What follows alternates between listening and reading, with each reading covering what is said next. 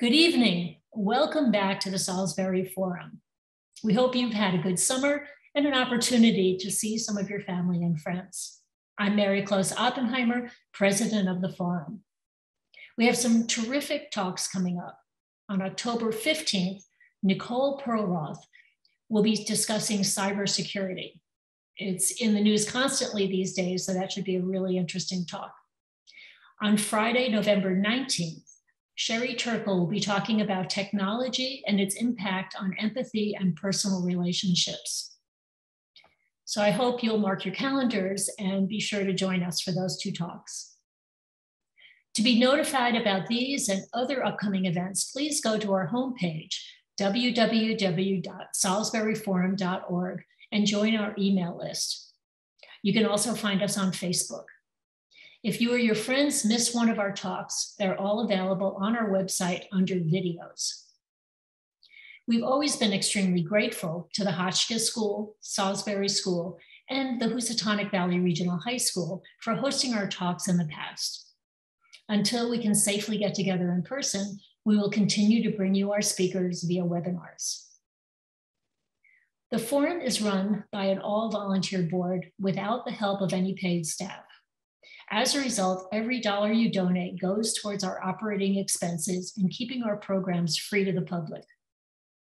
We're very grateful for any contribution you've made in the past and hope you'll consider one this year if you haven't already done so.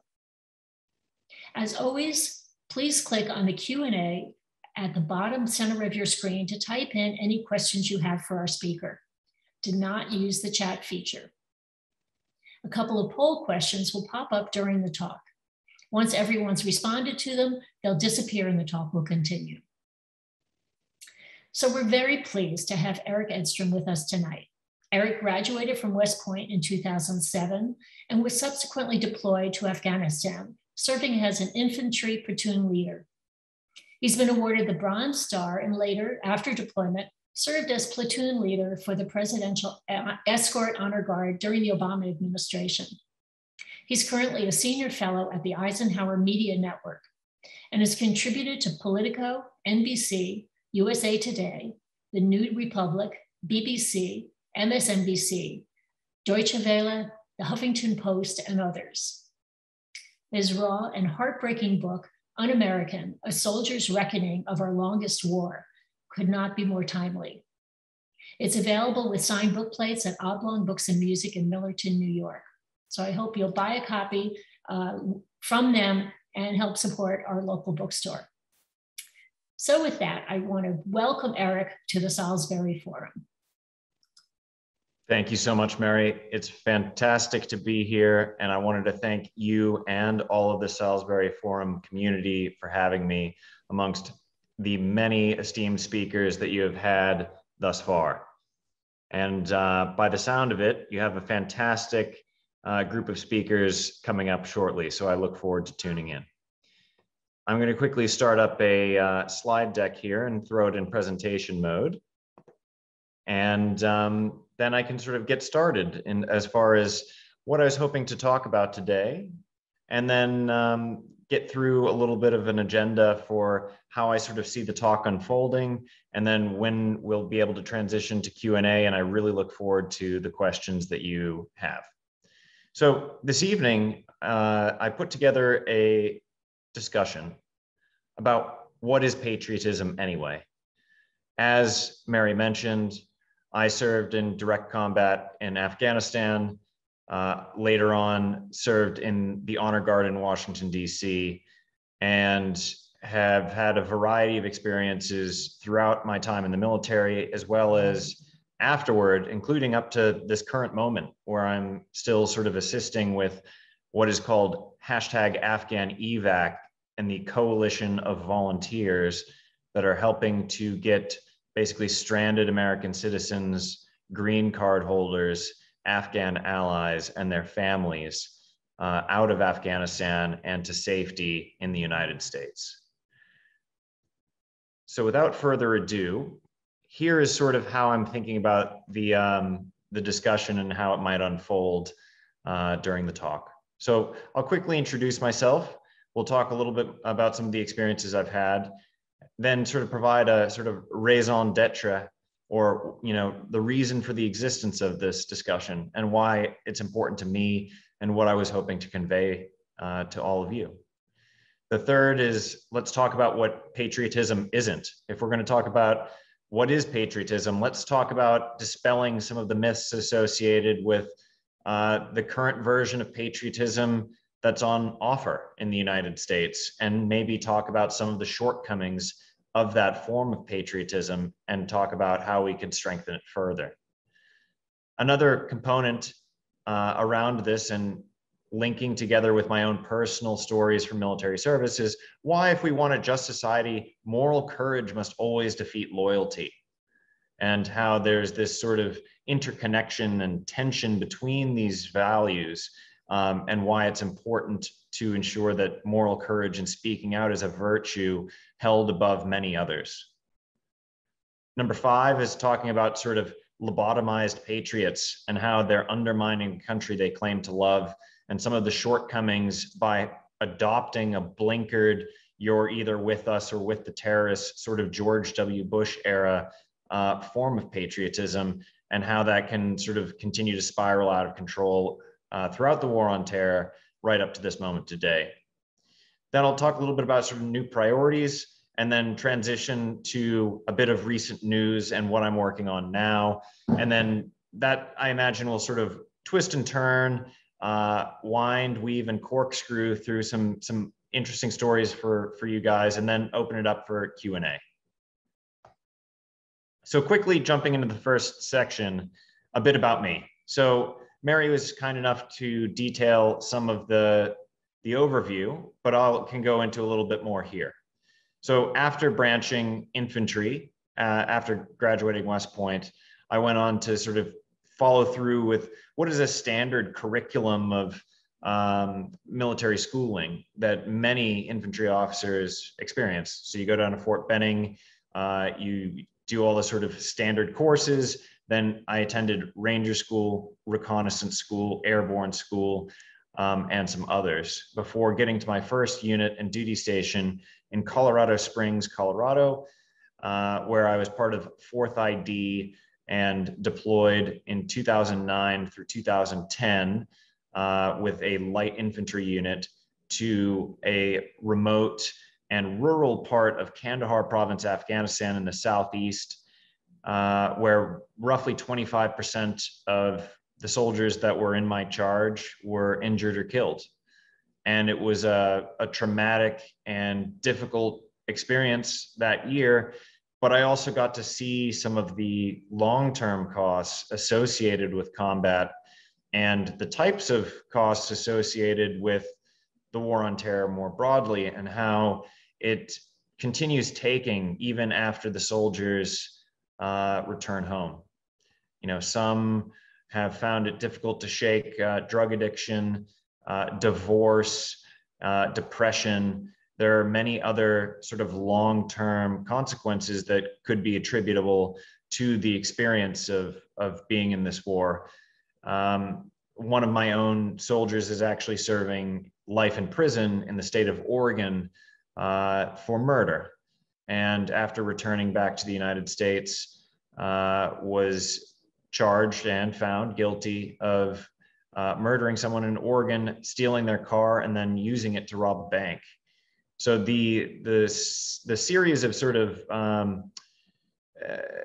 trials and burden placed on individual soldiers can be felt for a very long time. As Mary mentioned, I finished my time as a captain in 2012, and just before finishing, one of the final duties that I had as the executive officer of that company was quite literally burying one of my closest friends from West Point, who was killed in Afghanistan with me and my unit when we were there. And their family decided to finally bury the ashes at Arlington National Cemetery. So I quite literally buried my friend and handed the folded flag to his crying mother in Section 60 of Arlington National Cemetery. So the whole experience of this conflict has been very visceral and very real for me. I followed through with a dual degree in England afterwards at Oxford, and wanted to sort of redesign my life post-military. But in the process, found that no matter where I went, and as far as I did go, which was Melbourne, Australia for 5 years, that my mind kept returning back to the conflict that I had participated in. And I continued watching it unfold, even from a faraway land, and realized that I needed to say something about it and to speak up about my experiences, hoping that future generations are not condemned to also fight what I perceived to be a negative-sum conflict that just kept going on and on and on. And I was hoping to share that message with as many American citizens that are concerned about what their military does and what it's used for, such as the participants that are here tonight. And that's what ultimately led me to finish writing this book, which I published last year with Bloomsbury. So why does this discussion matter? One of the quotes that I feel really captures the tragedy of the war on terror is this one. There is no betrayal more intimate than being sent to kill or die for nothing by your own countrymen.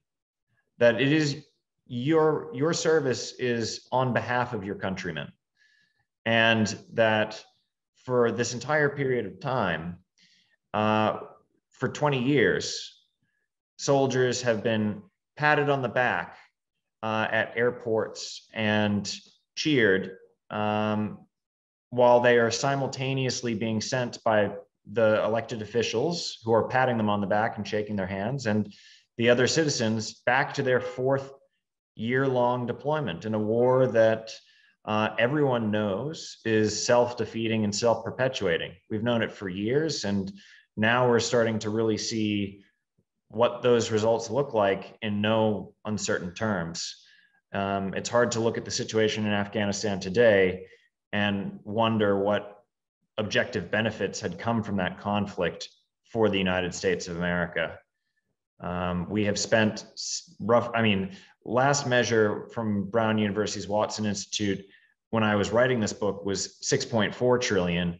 I think that number is now sort of increased to over 7 at this point, which includes the fully amortized costs and future costs of war, including healthcare and servicing the debt obligations for basically the debt that we took out because we didn't pay for the war immediately. It was leveraged against the future prosperity of American citizens in debt.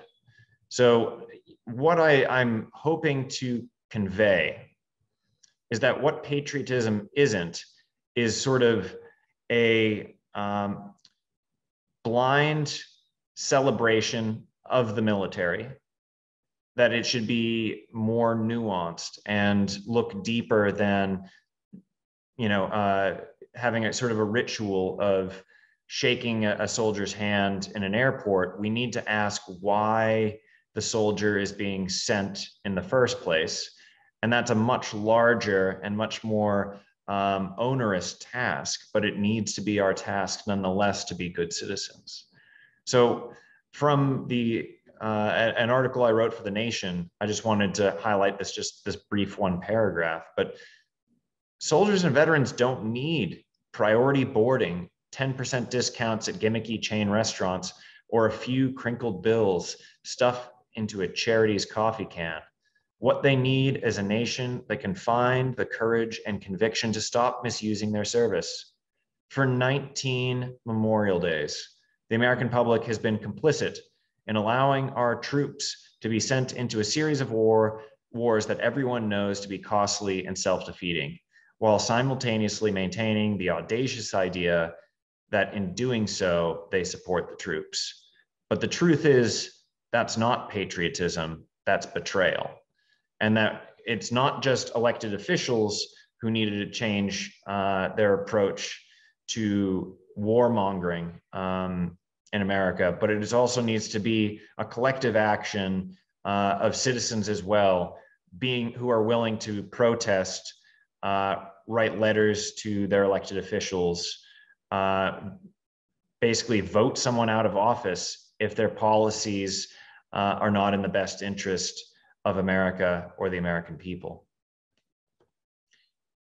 A quick poll, and this we can have a further discussion in the Q&A aspect, but if you have a moment and can answer this first question, there'll be 2 questions. Question 1, over the 20 years that America's Afghan war persisted, did you ever come to the conclusion that the war was not worth fighting? All right, have some results. So a fairly, the majority, when you look at Pew Research said that the majority of Americans, and not just soldiers either, like Americans and soldiers have both said that they did not find that the wars in Iraq and Afghanistan were worth fighting. So the majority of people here in the Salisbury Forum would also fall into that same bucket. So quite similar. And the second question here, if you answered yes to the previous question, the Afghan war was not worth fighting, did you ever object to the war by taking any of the following actions? Contacting your elected representative from phone or email, participating in an anti-war protest, using your freedom of speech to demonstrate your dissatisfaction, either through writing an op-ed or filming a short clip and putting it to Facebook or YouTube, or actively voting for different political candidates based on their relative stance, or participating in a debate or open forum on the subject of war, or arguing with a family member or loved one at the proverbial, or maybe even literal, Thanksgiving dinner table or other. So 13% are contacting the reps, a very politically active group, a quarter in a protest, actively voting for different political candidates, great. And a favorite pastime, ranking as number 2, arguing with a family member or a loved one. It's always unclear whether this necessarily changes people's minds, but I think it's important to at least raise the issue to attempt to change some minds. So I'm glad that what question 2 helps to reveal, and it's sort of the call to action that I'm hoping to impart with this audience, is that if you love the country, if you love and want to protect the service and honor the service of the service members who are willing to put on the uniform for whatever cause you choose to send them to, you need to ask tough questions of the people that are sending them to war. You need to, and if you realize that you believe that there is something wrong with the conflict, or that the soldiers or service members, service is being misused, to stand up, speak loudly, and articulate what that problem is, because the standard or hurdle for condemning a conflict should be far lower than the hurdle for endorsing one and saying that it must continue, just due to the violent nature and destructive nature of war itself. It should be a big emotional decision to invest troops in political violence. Especially, and I will keep going with the presentation, but to think about that the type of political violence that our country has been involved in these last 2 decades, if you were to turn the tables and reverse what is happening, and a foreign country were to occupy the United States for 20 years, install government institutions, aim weapons at people, have American citizens killed by drone strike, having hollow apologies that we're very sorry that the civilians are being killed, but nothing really ever changes in terms of rules of engagement or strategy, you could imagine that the American public would not stand for that. And if you can empathize with the Afghan people in that same way, that you put yourself in their shoes and you realize, yeah, if that happened to my country, I too might consider joining an insurgency to fight back against this armed occupier that is instituting their position and creating a government that must orient themselves favorably to this foreign power. You too might object and join an insurgency. And once you can empathize with their position, at least for me, when I was a soldier and an officer in the country, I realized that it was impossible for me to continue doing my job there because I saw them and I thought I would fight me too. So who am I where in an alternate universe, I could basically be fighting myself or fighting my best friend? What sort of a conflict is that? Is that one worth continuing any further? And when I could answer that question, I knew that I never wanted to participate in this conflict ever again. Let me see if I can keep going. So, point with this one that I sometimes try to draw out when speaking or trying to sometimes have a debate, that Thanksgiving debate with the family members. You know, for its ability to cause extreme damage, or trauma, the military is unlike any other form of public service. Whether you're talking about being a firefighter or a social worker or being in the military, it becomes less clear in that third option. You can say that if you are a firefighter and you become better at putting out fires, presumably the community is better off.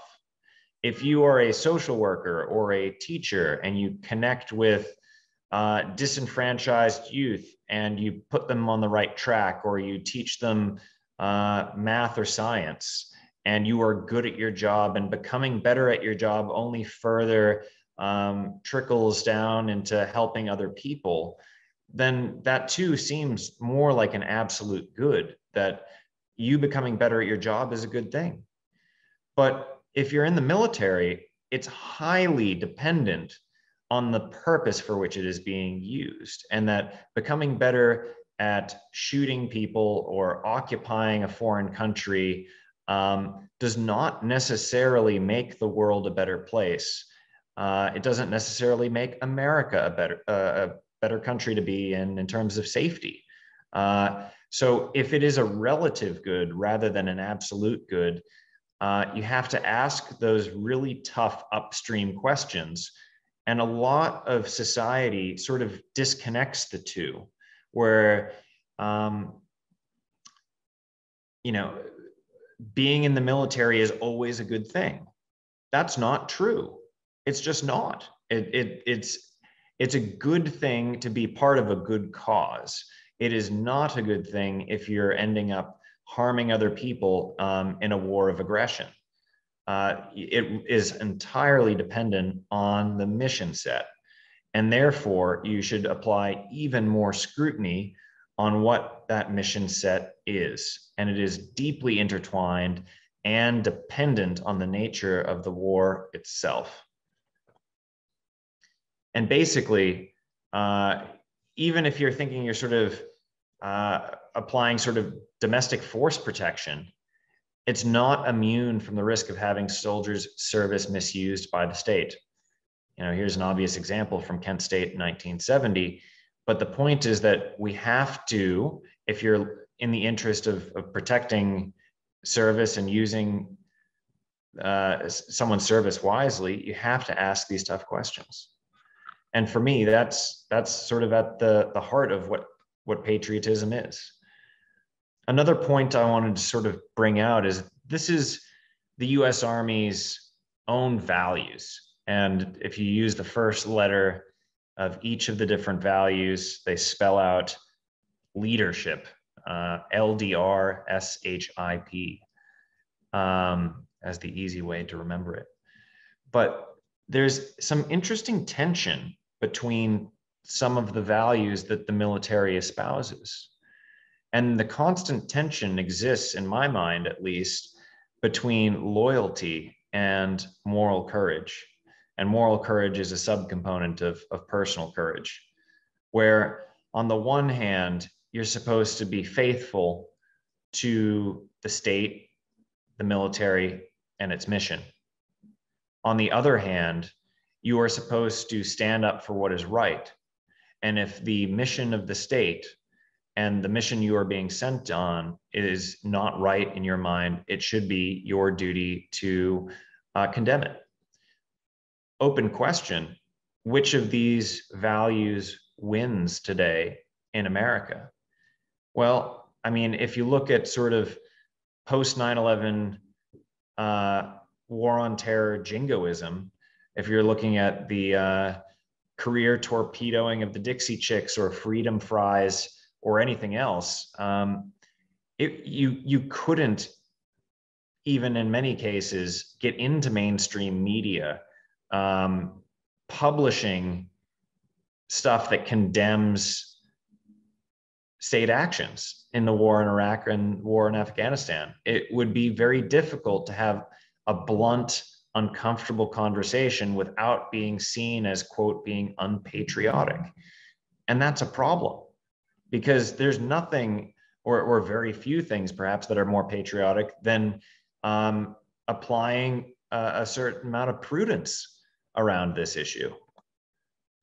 And what I was hoping to convey here is that when moral courage is subordinate to loyalty, horrific things can happen in war. The photo on the left is one I took, and it comes along with a bit of a story, which is that I was with my infantry platoon. We were patrolling a road affectionately referred to as Highway 1, which was the sort of main paved road in southern Afghanistan. And it's where most of the traffic goes through. And we received a report that there was some gunfire coming from this grape field that's actually featured in the photograph on the left-hand side. And so we went to the grid coordinates, didn't see any live shooting happening at the time. But we did see some farmers, or potentially farmers, that were in this field. And so we drove off into the dirt, dismounted from our vehicles, and proceeded to walk into this grape field. And you can see it's thick, it's hard to see. And we were going to go approach these, what we thought were farmers, with my interpreter and ask them if they had heard anything about some shooting at vehicles from this this orchard. And we were ambushed.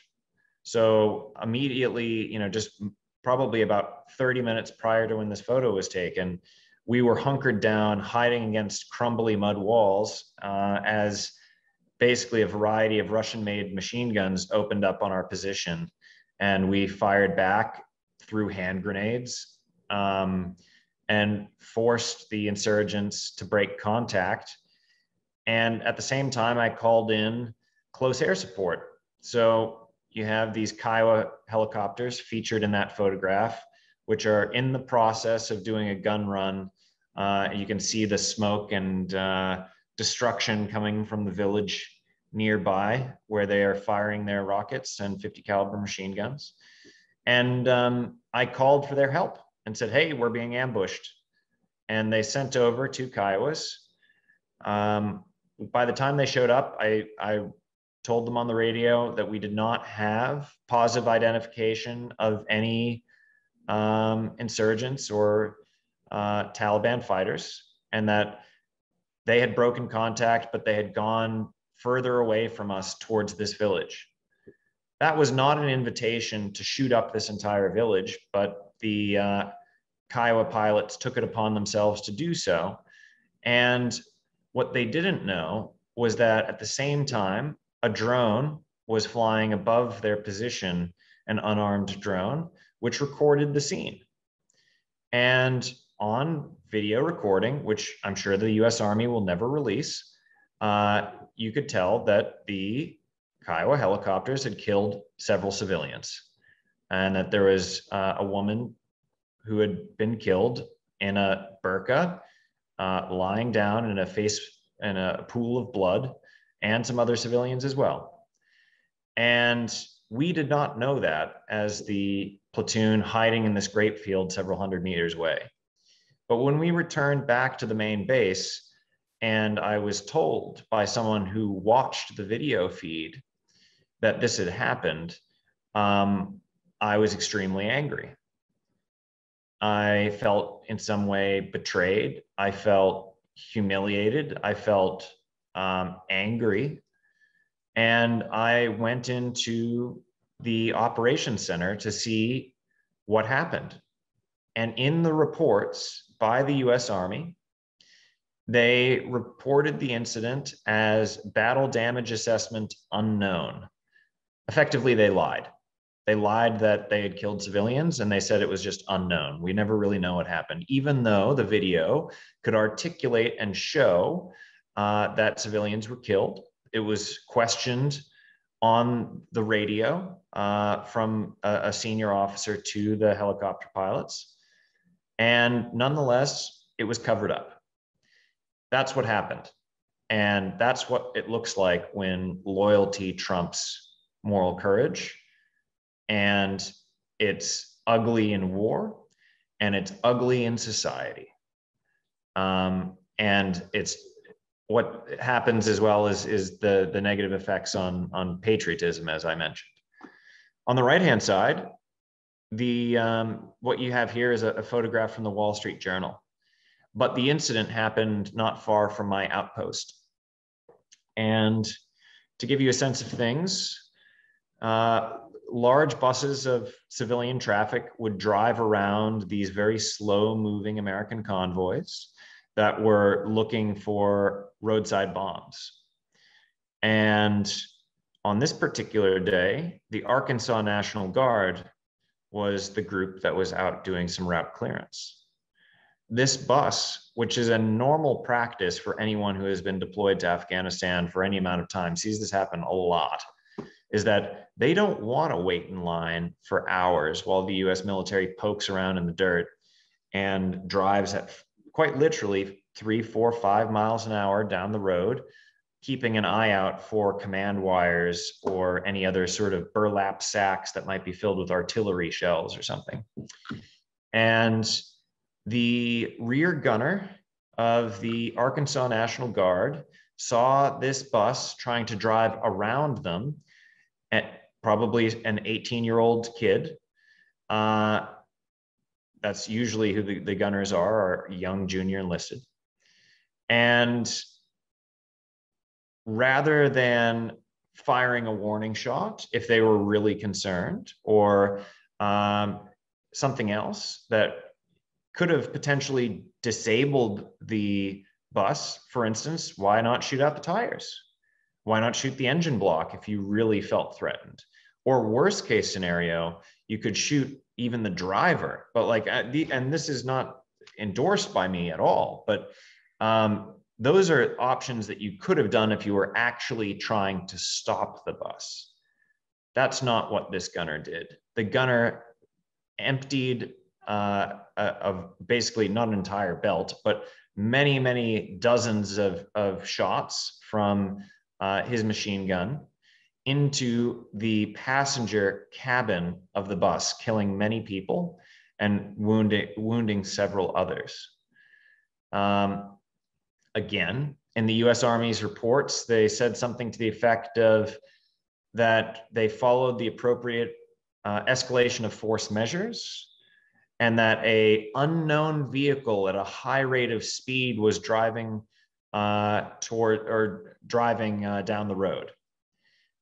What is not mentioned in the report is that the bus is trying to drive around them, and that this is a common practice, and that it is a known vehicle. It is a civilian bus.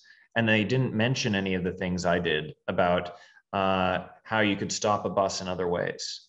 So again, the US military excuses them, lies about it, no investigation of any great degree. don't consult with the Afghan people, of course. Their thoughts don't matter on the subject. And then find whatever mitigating material you can to excuse poor training. And so no one's punished. Several people are dead on the Afghan side. And the Afghan people, whether they were sympathetic to the Taliban or not, probably now are. And using something like even Stanley McChrystal, who is one of the commanding generals during the time that I was there in Afghanistan, he had what was referred to as McChrystal math, which is for every civilian killed, you end up basically creating 10 insurgents who are now sympathetic to the Taliban. Well, this is exactly how you get the war in Afghanistan to continue for 20 years. And the question I often ask people is, how is it possible that a coalition of the most powerful militaries on earth, with the most advanced equipment, the best training, 20 years of time, and trillions of dollars being dumped into the conflict, are not able to defeat a few thousand ragtag Taliban fighters? How is that possible? You have overwhelming power and time and money. And the answer is that baked into that question is an assumption that we are working on behalf of the Afghan people, when in fact, we have never been working on behalf of the Afghan people. The US military has been working on behalf of the US military and the United States and whoever's sending us there. Never once when I was in Afghanistan were we asking questions like, how would the Afghan people consider our actions, or how they want to be consulted about this particular issue. It is the US military doing things to them rather than with them, and sort of from their spirit. It is not their spirit, it's from ours. It's from our consciousness being inflicted on these people, and they are tired of seeing civilians getting killed by Americans and then having it excused. And it happens all the time. And it's easy to understand why then they will fight us for as long as we are in their country. And it was never going to end, because we could not ever, in any meaningful way, find a way to localize political violence to only the people that are trying to fight and do harm.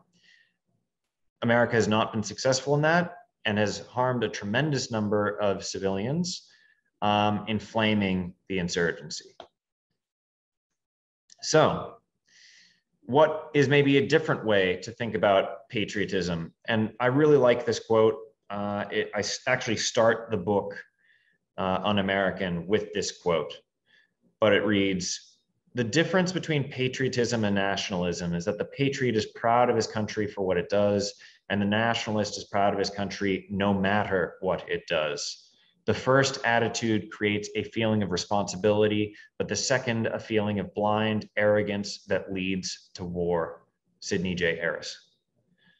That's my sentiment as well, and that patriotism is questioning what it does rather than endorsing no matter what it does. And that is a smarter form of patriotism, not the lobotomized patriotism I refer to in the book, which is harmful to America, harmful to other people, and harmful to our interests. A quick passage from an article I wrote in Politico a few months back.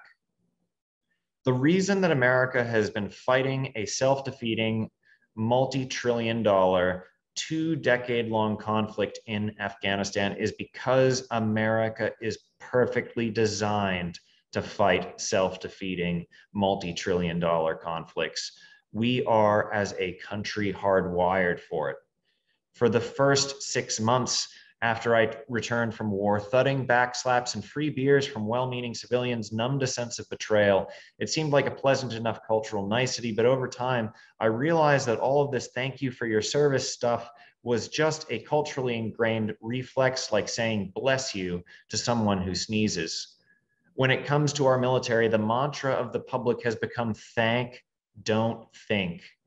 To most Americans, insulated from its effects, war is elevator music. Whether our nation's abdication of civic responsibility to protect veteran service is a matter of blindly moving with the herd, a kind of lobotomized patriotism, or a sneaking sense that speaking truth to power has no effect, civic helplessness, neither sentiment serves the nation. Criticizing American foreign policy does not diminish or debase the service of our nation's veterans. Healthy debate and skepticism about the use and abuse of power is about as American as it gets. That's the message I was hoping to convey. On your right-hand side, for those that are familiar, this is a snippet from 2001 when Congresswoman Barbara Lee of California was the only person to dissent against the AUMF. She received death threats and was basically tar and feathered politically at the time for being unpatriotic, for questioning the abuse of power that has been the war on terror for the last 20 years, and her record has been vindicated in a big way. The other thing that I mentioned, to put everything in perspective, and I mean, I was reading about it today, actually, with the UN Committee on Climate Change, that we're basically baked in for 2.7 degrees Celsius by the end of 2100. Baked in. And I studied climate science at graduate school at Oxford. I'm not a professional climate scientist with a PhD that's been doing it for decades, but I at least have a background in it, and it's a scary thing. And whenever we're having a discussion about spending, and we have a way of focusing on spectacle rather than substance, and that terrorism is a big scary spectacle, but the truth is that on the left-hand side, Americans are as likely to be killed by their own furniture as a foreign-born terrorist.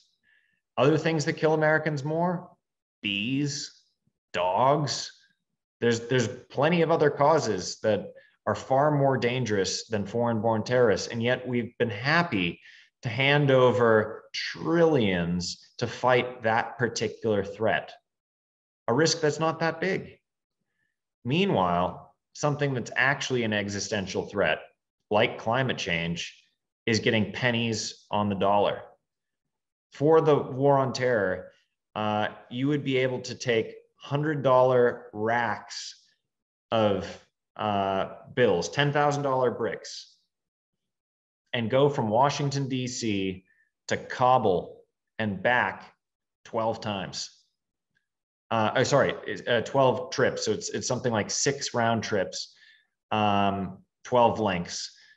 Of that distance, if you put $10,000 bricks end to end, that is how much the war on terror has cost the American public. What we have invested in climate change is humiliating in comparison.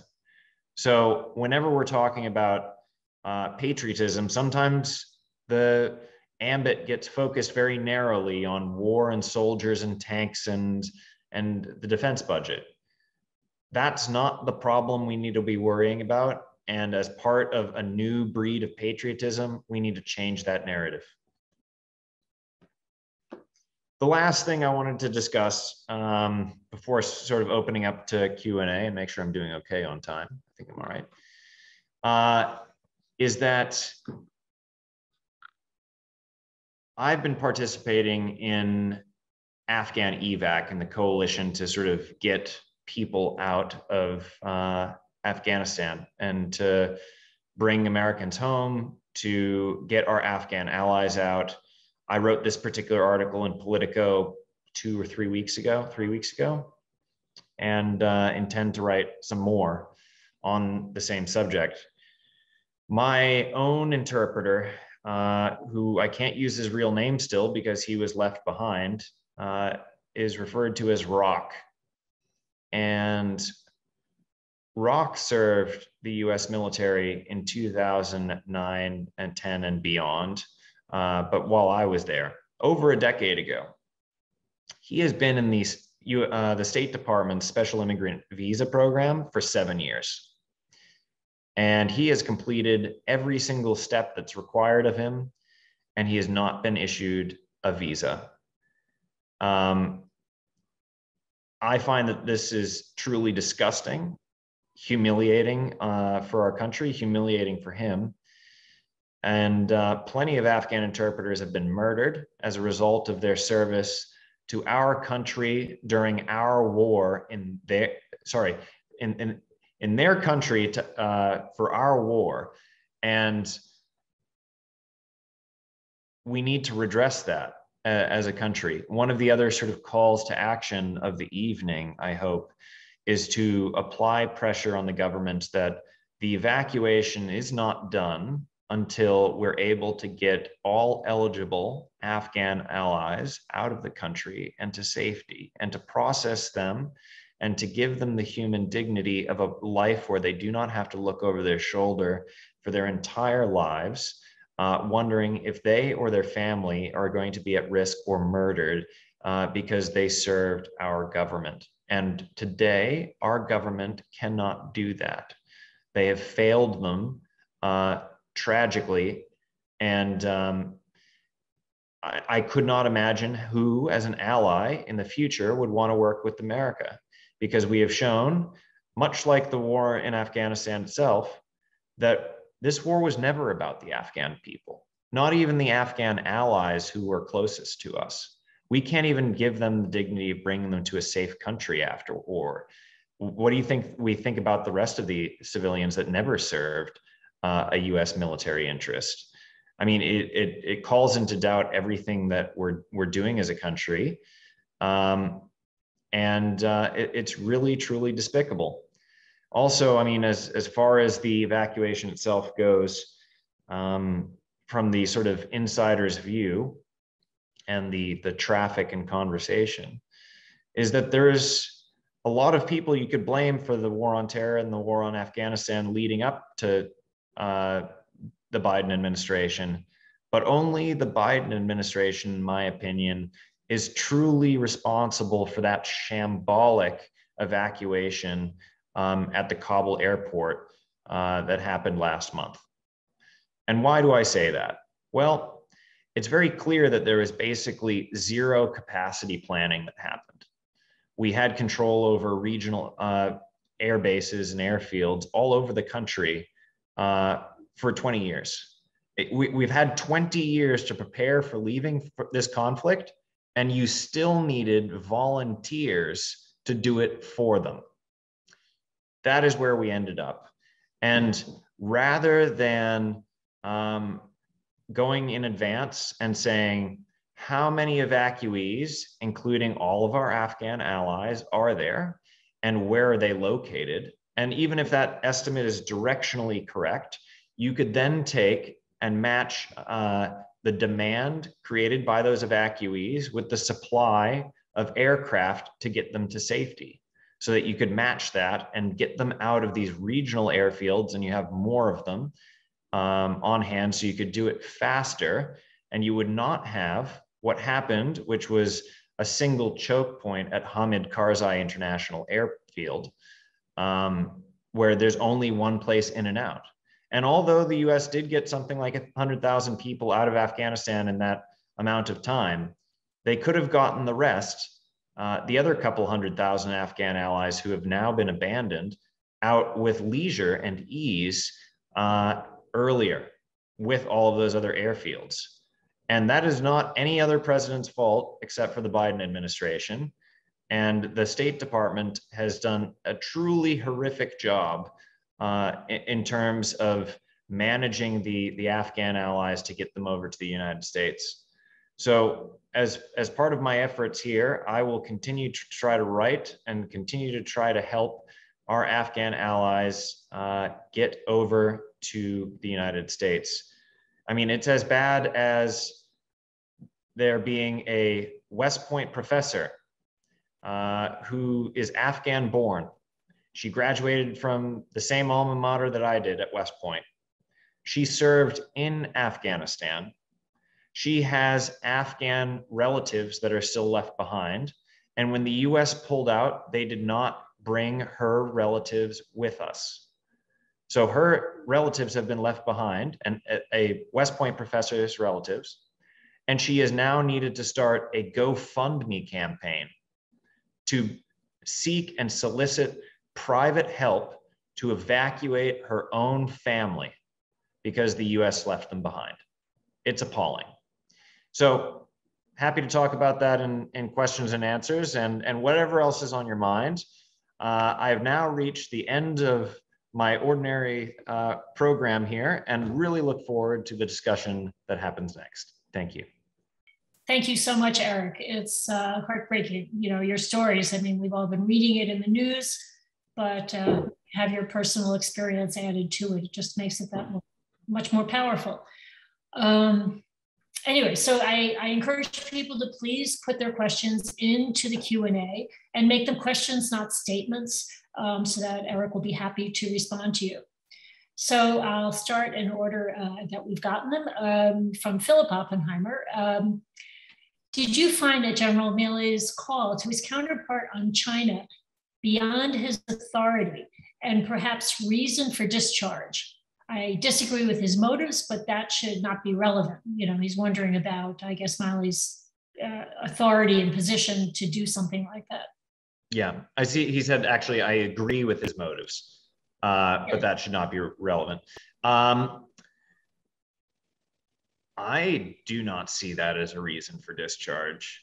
I mean, these are some pretty extraordinary circumstances, and the time at which he was calling was after the Capitol riot, as I understood it. And I think if we were looking at this in hindsight, where there were some overtures and aggressions pointed towards China and something really horrific happened, we would have hoped that the action that was taken by the senior military officials is exactly as General Milley did. So I think that although it, under any sort of ordinary circumstances, that maybe that could be a reason for discharge, or some form of admonition or punishment, that those were such extraordinary circumstances that I don't think I would agree. I think that what he did was right. Thank you. Okay, from Christopher Russell.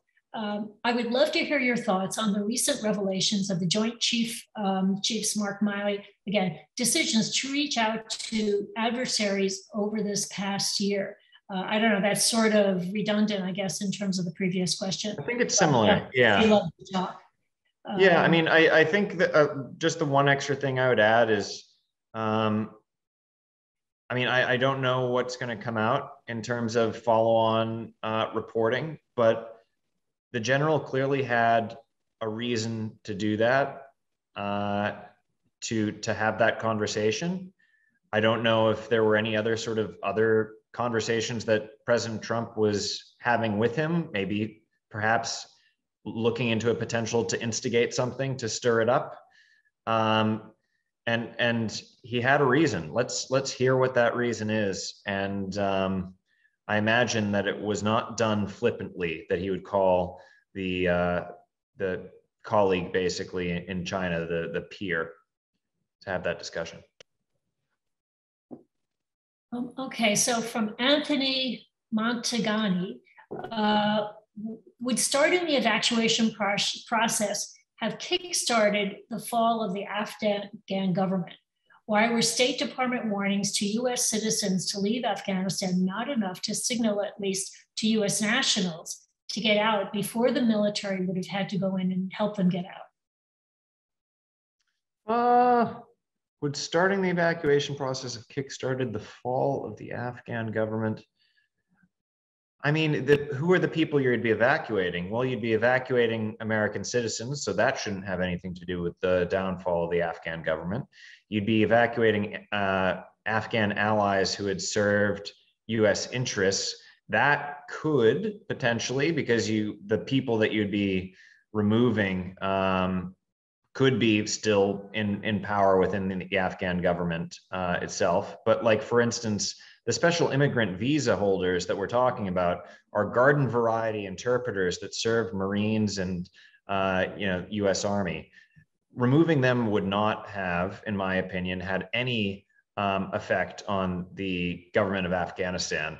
So I think that you could remove all of the special immigrant visa folks and their families to safety without any issue whatsoever. I think where it becomes probably increasingly complicated are, cabinet ministers in the Afghan government who want to leave and come to the United States and see the writing on the wall that maybe their government may come to an end.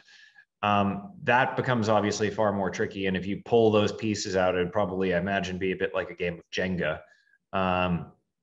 But in hindsight, it fell apart very quickly anyway. So I think in a very long-winded response, you could take everybody except for the Afghan government officials out without any problem.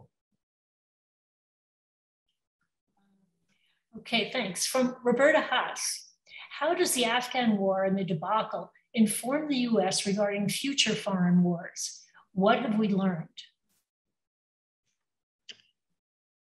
How does the Afghan war and the debacle inform the US regarding future foreign wars? I don't know yet. It is referred to as, sometimes the sort of another Vietnam, and there's a lot of Saigon references that, came out obviously around the same time. And as I understood it, the Saigon references weren't even fully accurate because that happened years after the agreement was reached, as opposed to before the day that we were supposed to actually be out of the country. So Afghanistan was far worse in that sense, about speed to destruction, basically, of the Afghan government and how quickly it fell apart. But, we didn't learn the lessons of Vietnam clearly. So I'm not entirely clear that we're going to learn the lessons of the war on terror either. Part of the interconnectedness of it all is we're still a culture that lionizes war. We're still a culture that holds the military on a pedestal. We're still a culture that doesn't ask very many harsh or not even harsh, but just logical questions about defense spending. So all of those things, I think, remain on the table. And if that's the case, you've set the conditions for another self-perpetuating and foolish war. I mean, the fact that we're still considering the use of, say, drones as an instrument of foreign policy when it's assassination. We are doing targeted assassinations, and it's terrorism. Quickly take a detour, but if another country used a drone to kill what they believed was an intelligence or military target in the United States, that would uncontroversially be called terrorism if they took that initiative and killed someone in the US. But yet, when the US does it constantly in other countries, as if by magic, it's now counterterrorism. It blows my mind that we can't seem to charge our own people with war crimes and bring them to justice at a place like the International Criminal Court for crimes that are committed. Because under any other sort of standard, if someone else did it to us, they would be crimes. So I don't know if we can really learn lessons, unfortunately. I hope we do. That's why I wrote the book. It's why I continue giving talks like this. And I have hope that society will change. The institutions like the military-industrial complex make it very difficult, but I'm hoping that people lose the appetite to support these sorts of conflicts. Thanks. Now, from an anonymous attendee, as a soldier, what could or should one do if one disagrees with the mission? Yeah, so I mean, what the military would say differs very much from what I did and what I think about.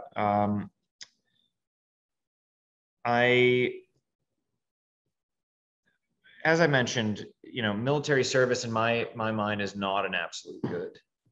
It's also very difficult to sometimes come to the realization that the mission that you are a part of is not something that you want to be a part of, or something that you find morally odious or illegal, until you're there.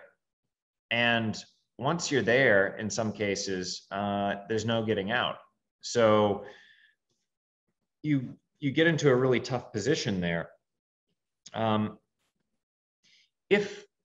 I'm just a moral sort of philosophical question and to open it up, but if America was being attacked by a foreign power, and I'm currently speaking to you from New York City, so let's just say New York City is being occupied, I don't think you'd have any problem finding people that would be willing to join the resistance to defend New York City or Boston, where I'm from. And you wouldn't have an issue about people objecting for sort of probably moral reasons, because it's a legitimate war of national defense. You're defending the national territory. But when America participates in wars of aggression and political violence overseas, completely unmoored from any connection to the United States, I mean, in my opinion, I think that soldiers should have the ability to opt out for moral reasons of the conflict. It's not even enough, for instance, when the Secretary General of the UN, Kofi Annan, back in 2003 or 4, whenever it was, that said that the invasion of Iraq was illegal. So this is the UN saying, under international law, which the United States ratified, that Article 51 of the UN Charter doesn't apply, it does not condone what the US is doing in Iraq. So even when the UN is saying what the US is doing is illegal, and that the invasion is illegal, that you as a soldier still can't get out. And I find that that's really problematic.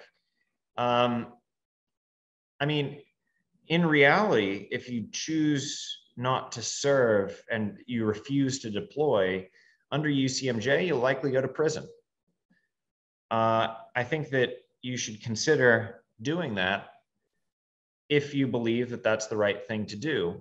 The alternative to going to prison is going to a war you don't believe in, killing or being killed in it, or being injured horrifically, and having regrets for the rest of your life. Going to prison for a similar sentence, say, a year, versus deploying for a year. If you believe that strongly, I don't think that that's that punitive, to be honest.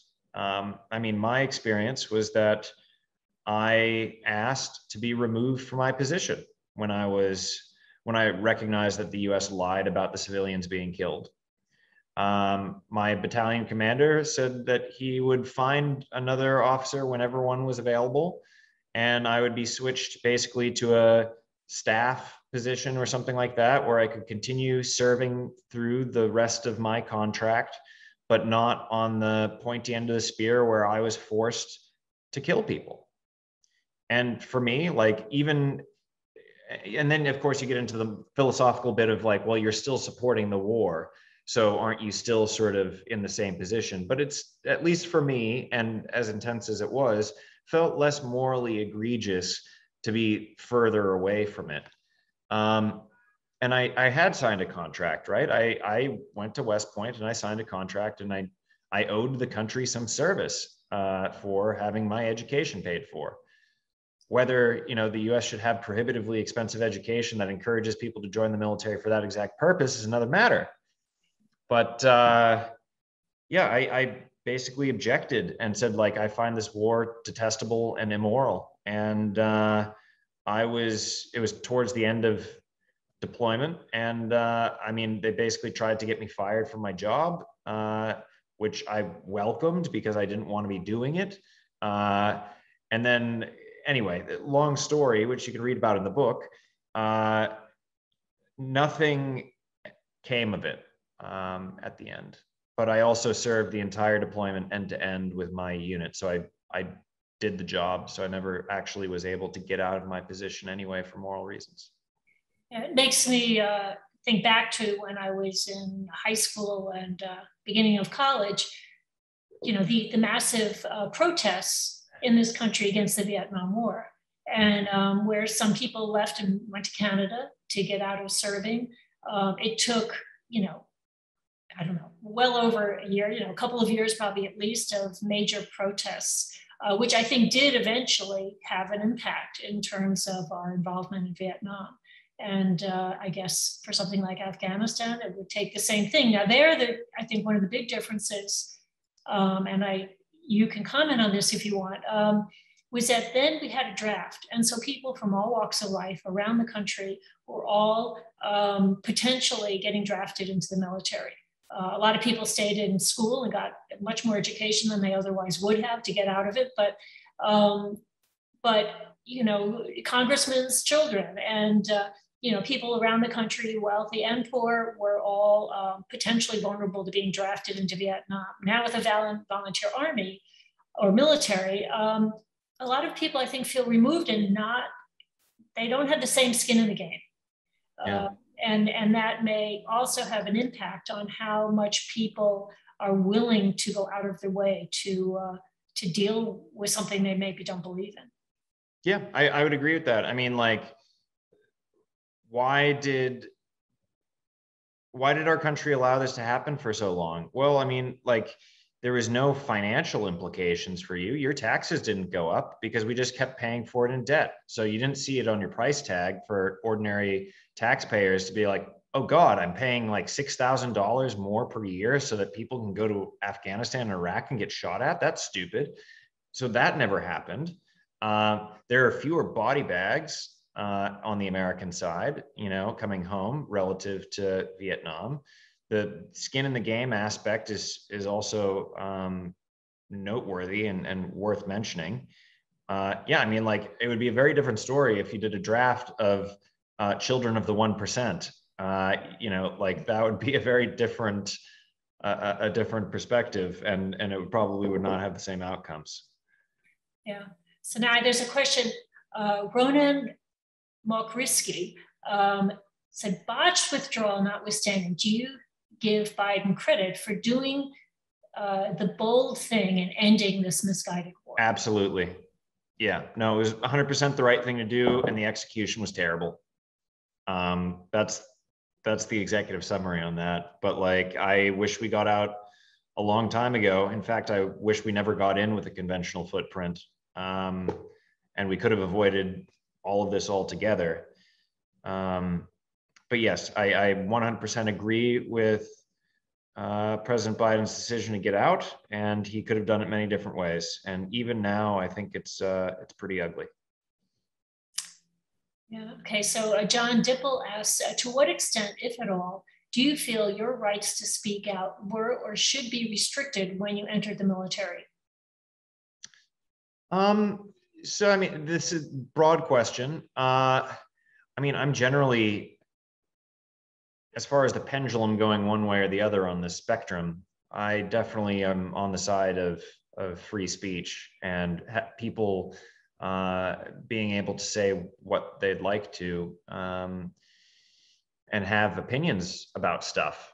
That's not the military's way, but in corporate America, that's not the way either. There's many people that can get punished for writing articles or opinion pieces that are critical of the government or critical of an industry that their business serves. And it becomes embarrassing for the business to point out the flaws of one of their customers or clients or whatever it is, even if they're doing something truly horrific. So, I mean, it's not just the military that in some ways censors people. And I think that also the private sector, it's creeping. You know, what you post on Facebook is monitored by your company just the same. So, I mean, like, I'm very much advocate of people having their own opinions. Where would you draw the line in the military, which is different than places like in the public sector, is obviously around OPSEC and operational security. So, like, if you're speaking and you know, the loose lips sink ships analogy of World War II, that obviously has to have a different level of stricture around it. In the same way as, you know, you would get punished if you're insider trading or something like that. This is obviously a bit more severe on the consequences where people die. But yeah, I think that there's probably limits to free speech anywhere you go. I just think that the military really likes punishing their own when people have something important to say, especially in the moral courage department. It's like the CID made it clear to my battalion commander that he could charge me with conduct unbecoming of an officer for saying that the war basically was stupid and not connected to any strategy and was hurting the American people and the taxpayers and the people of Afghanistan. Saying that would get me conduct unbecoming of an officer and could get you charged for having an opinion. So I think that's pretty gross. Okay, let's see. To avoid being dragged into war in a foreign land, should we examine the various defense treaties we have signed? I guess re-examine or. And by treaties, do we, I mean, I'm not quite sure what that means, but like, are you talking about like the UN Charter, for instance? Like, we ratified that. Many of the, well, both the war in Afghanistan and Iraq would be considered illegal. We don't have the power as a country to just decide to occupy you for 20 years because we want to. Like, that's not how international law works. Where the boundaries of the UN Charter, as interpreted by the leading scholars, there's a great book. It's called Crimes Against Humanity. It's definitely, if you like really depressing foreign policy page turners like I do, pick it up. You grab it at Oblong Books. But it's a great book if you like reading about that sort of stuff. But the sort of takeaway for the Afghan war is that the US, after the September 11th attacks, could have justified going in to capture any adherents that they believe are responsible and affiliated with that attack. There was a clear and present danger then. They could go in and take that specific action. Nowhere in the UN Charter and international law is it prohibited or permitted to then put in a conventional force, depose the existing government, create bases all over the country, and then basically patrol it and shoot people for 20 years. They may be thinking perhaps NATO or some kind of treaties like that. I'm not sure. It's a more general question. So I'm not sure what specific treaties they're talking about. And let's see, I'm trying to, do you have any advice for Afghans now who are trying to get their family members to safety? Is it hopeless? How can humanitarian visas be issued when there is no US embassy in Kabul?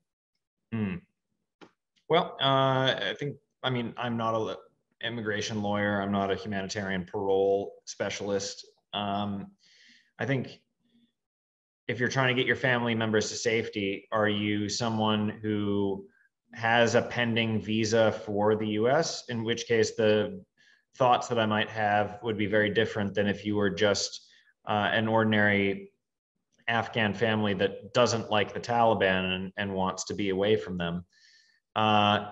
If it's the sort of former and you're an Afghan ally with a pending visa, the best hope probably is to apply for humanitarian parole, which costs quite a bit of money as well, which not every Afghan has, and not many Afghans probably have the connections to sort of figure out how to apply for this, and it's going to be another bureaucratic nightmare.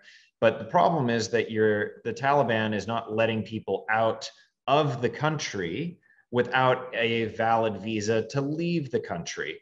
So you need to get a visa to leave, but the State Department hasn't issued these special immigrant visas, so there's no way for them to come to the United States that way. So you have to then try to, most likely, as I understand it, try to get humanitarian parole, which is basically, we will allow you to come to the United States for the rest of your visa to be processed at one of these sort of like evacuee camps, which, by the way, have horrendous conditions, bed bugs, lack of toilets, lack of food, lack of clothing in some cases, really disgusting stuff. Also, it's all clogged up now because of the measles outbreaks.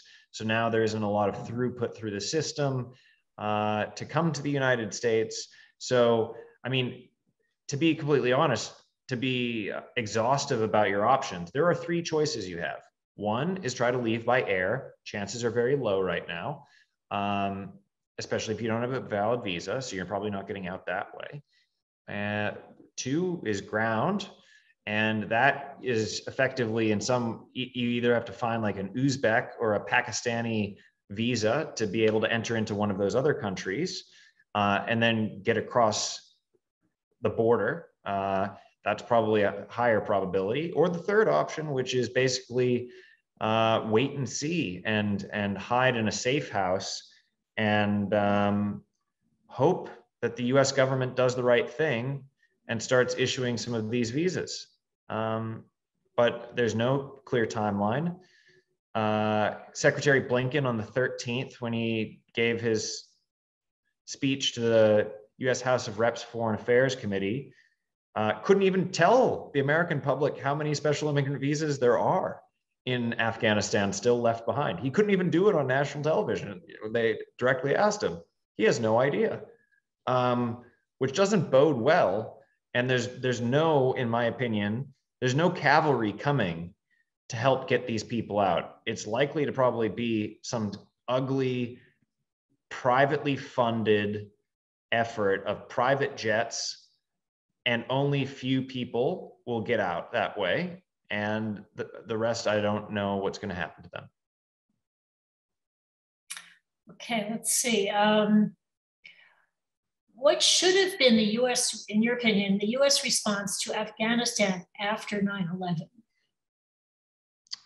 So I probably would have operated under the same approach by that scholar in Crimes Against Humanity, where you could go in to capture whoever you believed are the original adherents perpetrating the attack, then take them to a non-biased third party for justice and punishment, i.e. the International Criminal Court. Actually, little known fact, but you can look it up. New York Times has articles back in 2001, I think like October 2001, where I think it was basically the 2IC of the Taliban offered to help look for and hand over Osama bin Laden to a third party, like International Criminal Court, or third party country, if the US provided proof. Rather than doing that, the US did not provide proof and then proceeded to bomb and invade Afghanistan. That, potentially could have, and we don't know how serious they were, but if you had provided proof, potentially there was an opportunity to, before invading that country, work with them to have Osama bin Laden handed over to a tribunal court where he could therefore be assessed and punished. But I'm not a legal scholar. What I do know, though, is that you shouldn't commit political violence against a country for 20 years and occupy them. If you use that same framework, how many other countries could occupy the United States? How many South American countries could come here and occupy us for 20 plus years because we, as a country, through the CIA or other entities, committed acts of terrorism in their respective countries? The list is long, and the United States would not like that very much. So why would we do that to other countries? Okay, thanks. Toby Cole, do you think the new Taliban government will be more lenient with Afghan citizens than in the past? Probably, but I mean, again, it's sort of like, when your benchmark was like stoning people in a soccer stadium or, you know, torturing them or forced marriage to the Taliban for underage girls, more lenient is good. It still will be, by any American standard, I imagine, incredibly oppressive. And I obviously wouldn't want to live under a Taliban regime. Whether that's considered a breath of fresh air to Afghan people relative to the 1990s is unclear to me. I'd have to ask some of them. It will be more restrictive, obviously, than how life was under an Afghan government in Kabul. But there's a fantastic, by the way, article, last week's New Yorker, it's called, I think, The Other Afghan Women. And it talks about some of these issues, and it's incredibly good journalism written on the ground from Helmand province about what it's like in rural Afghanistan, and the conflict that happens of not wanting the Afghan government or the US military there, but also not really wanting the Taliban, and maybe the Taliban for rural Afghans is preferable to having never-ending war with the US and the Afghan government there. Okay, from anonymous, again, how do you explain the utter failure of the Afghan army? Yeah, it was something like, I think I remember reading somewhere that the Afghan army had something like 350,000 strong. They had far better equipment. And the Taliban had something like 70,000 people. So you're outnumbering them 5-1. You have far better equipment, and then you give up. And a lot of it, I think, is they never ever wanted what the U.S. government was setting up for them, which was a unified nation state rather than sort of tribal groups. And they didn't want that. There's a lot of resistance. And even dating back a decade ago when I was there, towards the Afghan government. So, you know, I can't fully explain it, but I sort of always envisioned that the Afghan government or the military was either going to have some uneasy stalemate with the Taliban or get wiped out by the Taliban, because there isn't a desire to fight for that. That's not the vision they want to fight for. So, like, you can't force them, even with all these weapons and people, to stand for a cause that they don't really care that much about. They cared for a paycheck and to go home in many cases. So I didn't see the passion. Whereas, like, the Taliban are very driven by a very direct goal, and that is in some times probably more powerful than the guns wielded by the Afghan government, which now all belong in the hands of the Taliban. But I'll ask maybe this as a last question, and then if you want to follow up with any comments from Anthony Montagani. Why do you think the Afghanistan papers published by the Washington Post in 2019, showing that senior officials led and knew the war was unwinnable, have not reached the same level of attention as the publication of the Pentagon Papers?